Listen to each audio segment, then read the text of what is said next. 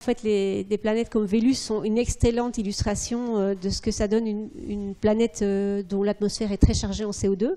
puisqu'il fait très très chaud, il fait 400 degrés sur Vénus, et c'est parce que son atmosphère est complètement saturée en CO2. Et donc, bon, c'est pas pour ça qu'il va faire 400 degrés sur la Terre, mais ça veut dire qu'on a une démonstration claire de ce que ça donne quand on rajoute beaucoup de CO2 dans une atmosphère.